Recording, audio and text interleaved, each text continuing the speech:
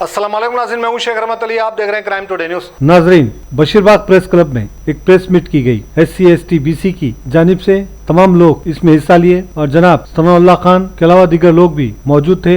हर तंजीम से ताल्लुक रखने वाले इसमें शिरकत किए और अपनी अपनी बात रखी। और ये सारे प्रेस कॉन्फ्रेंस का मकसद और मतलब यही था कि अपने वोट को तकसीम ना होने दें, अपने वोट का इस्तेमाल करें और पूरी तरीके से हर किसी को घर से निकलना है और अपने वोट का इस्तेमाल करना है और आपके वोट से ही तब्दीली आएगी। और अपने वोट को तकसीम ना करें। और भारतीय जनता पार्टी को अगर कोई शिकस्त देने वाली पार्टी है तो वो सिर्फ और सिर्फ कांग्रेस है। उन्होंने कहा कि कांग्रेस को वोट डालें ताकि हमारे इस मुल्क में जो 10 साल में जो बर्बादी की तरफ हमारा मुल्क गया है और जिस तरह से नए नए काले कानून लाकर आम और गरीब लोगों पर थोपा जा रहा है, इससे निजात मिले। और निजात दिलाने वाली एक ही पार्टी है, वो है कांग्रेस। इसलिए इन्होंने ये प्रेस कॉन्फ्रेंस कर ये सारे तफसीलात बताई। आइए हम सुनते हैं और समझने की कोशिश करते हैं कि हमारा वोट कांग्रेस को ही क्यों दे। शेख शफी के साथ मैं शेख रहमत Ali, crime today news, Hyderabad.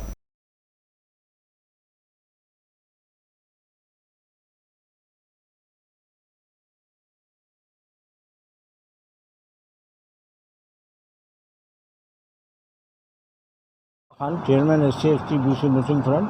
आज सुबह बशीरबाग प्रेस क्लब में एक प्रेस कॉन्फ्रेंस रखी गई। इस प्रेस कॉन्फ्रेंस का मकसद आवाम में ये उजागर करना है कि हमको इस बार वोट का क्यों इस्तेमाल करना, कैसा इस्तेमाल करना और किसके हक़ में इस्तेमाल करना।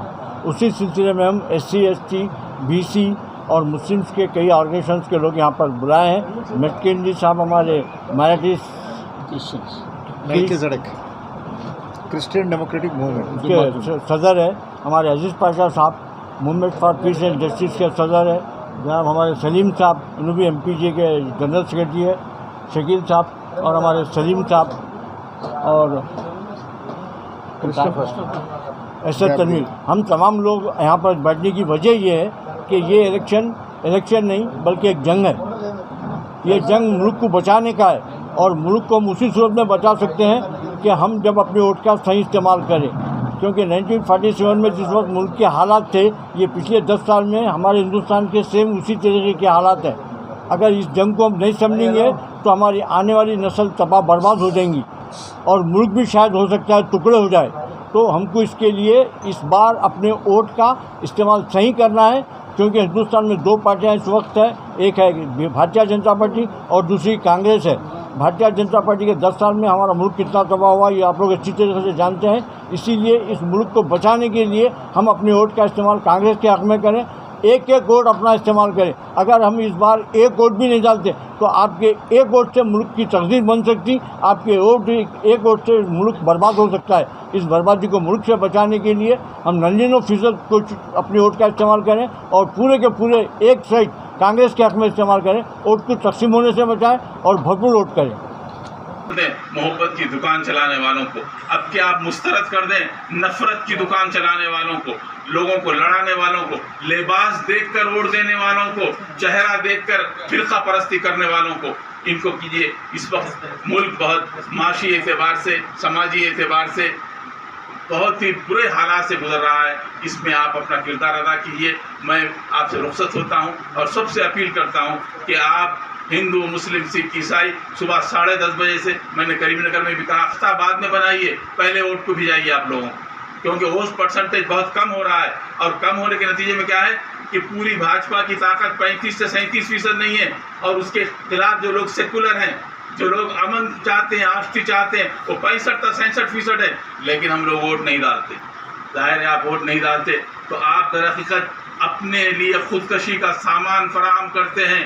वोट का नहीं डालना, गफलत नहीं डालना, दरअसल 5 साल तक एक ऐसी हुकूमत को अपने सर पर रखना है जो आपकी मुखालिफ भी है और आपसे आपके जमहूरी इदारों को, जमहूरी इक़दार को, अदालतों को और आपके इदारों को ख़त्म करना चाहती है। अब मैं ख़त्म करते हुए कहता हूँ, रेलवे ख़त्म हो गया, FCI ख़त्म हो गया, CBI ख़त्म हो गया और बहुत सारे इदारे पूरे के पूरे ख़त्म हो गए। अब कोई चीज़ बाकी नहीं रही बिकने के लिए और उन्होंने इसको हिंदू मुस्लिम, हिंदू मुस्लिम, हिंदू मुस्लिम, ये सारी चीज़। अब जब ये सारी चीज़ें ख़त्म हो गई तो आप देखिए उनकी ज़बान जो बात कर रही है कि एक प्राइम मिनिस्टर, वक्त का प्राइम मिनिस्टर लोगों के साथ जो मज़हब की बात करता है, मज़हब की बुनियाद पर तफरीक करता है, तो ये बड़ी दरअसल जमहूरियत का मजाक है। और दुनिया के अंदर आपके हिंदुस्तान का सर जो है किसी ज़माने में फ़ख्र से बुलंद होता था, तो सर जो है वो झुक रहा है। ये वज़ीर आज़म की जो बयानात हैं ये हमारे हिंदुस्तान की जमहूरियत के लिए, हिंदुस्तान की एकता के लिए, हिंदुस्तान की एक अखंडता के लिए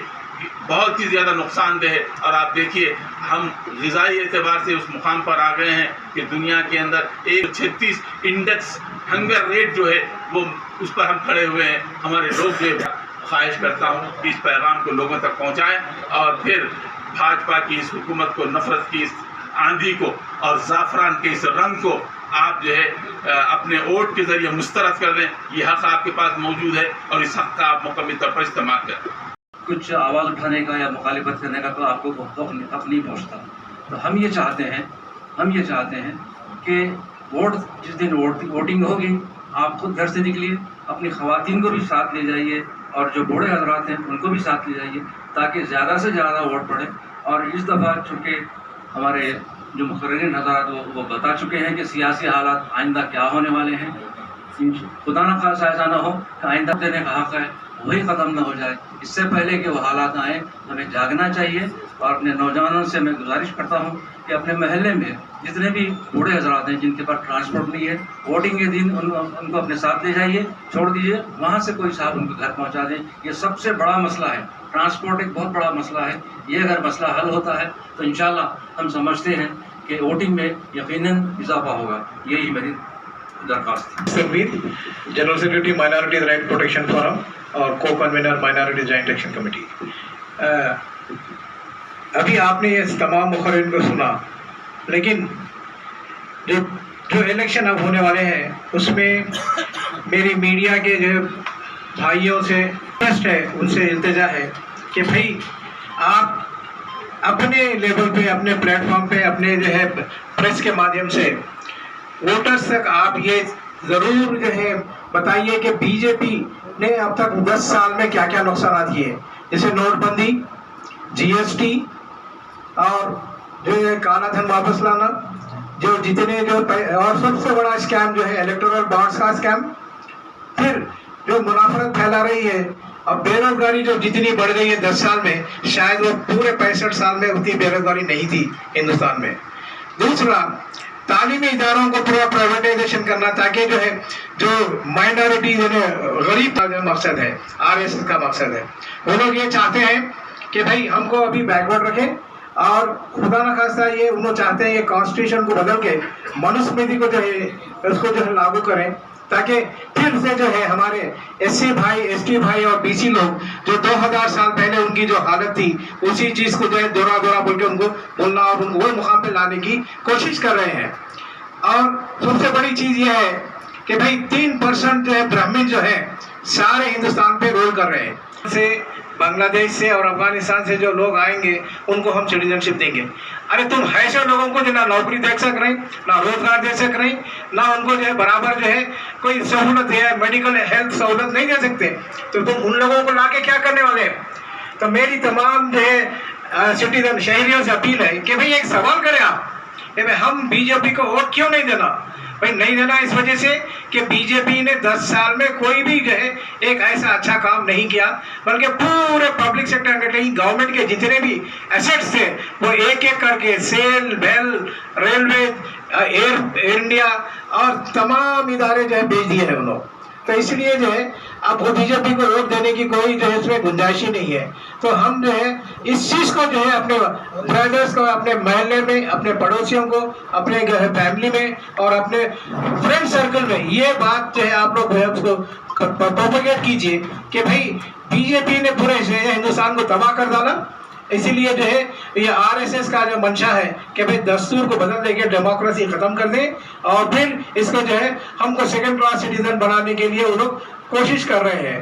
लिहाजा मेरी तमाम ऐसी और मुस्लिम, सिख, क्रिश्चियन और जो है दूसरे बहुत जैन भाइयों से गुजारिश है कि भाई आप अपना जो है ये जो वोट जो 24 का जो इलेक्शन है उसमें आप वोटिंग परसेंटेज को बढ़ाइए और हद तक इम्कान कोशिश कीजिए, थोड़ी सी थोड़ा वक्त लगाइए, थोड़ा सा पैसा लगाइए, थोड़ा पेट्रोल लगाइए। लेकिन मेरा ये मैसेज है आज के लिए 1 मिनट में कि एक तो वोट परसेंटेज बढ़ना, ख़ास तौर पे उसको कंसंट्रेट करने के लिए ख़वातीन को वोटिंग के लिए ज़्यादा से ज़्यादा राग़िब करना, उनको सहूलत पहुंचाना और उनको वोट दिलाने की कोशिश करना। दूसरी चीज़, नौजवान तबका इसमें बहुत गफलत है।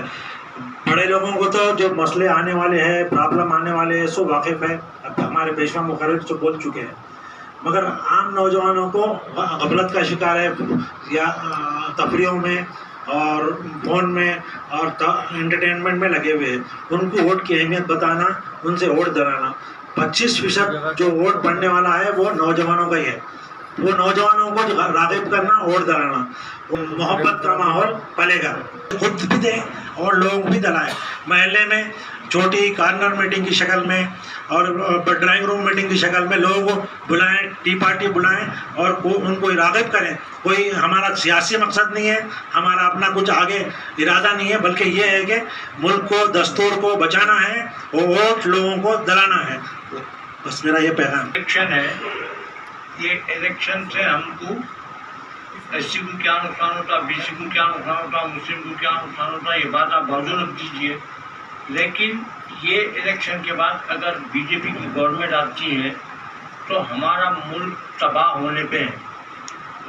ये हमारी जिम्मेदारी है मुल्क को बचाना।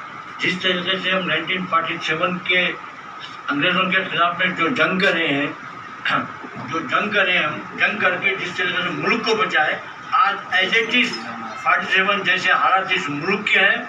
इस बार भी हमको एक जंग करना है और ये जंग हमको इस बार वोटिंग के जरिए करना है। हमको ये समझकर वोट देना है कि ये मेरे वोट से मेरा मुल्क बचने वाला है, मेरी आने वाली नस्ल बचने वाली है। हमको ये सोच के अपने वोट का इस्तेमाल करना है, क्योंकि आप देख रहे हैं कि कोई भी हुकूमत अपने नौजवान बच्चों को हाथ में कलम, तालीम का उनको ज़्यादा से ज़्यादा बंदोबस्त करके उनको तरक्की दिलाती, लेकिन भारतीय जनता पार्टी हुकूमत इस देश के अंदर नौजवानों के हाथ में बंदूक, तलवार, तीर देके उनको दहशतगर्द बना रही।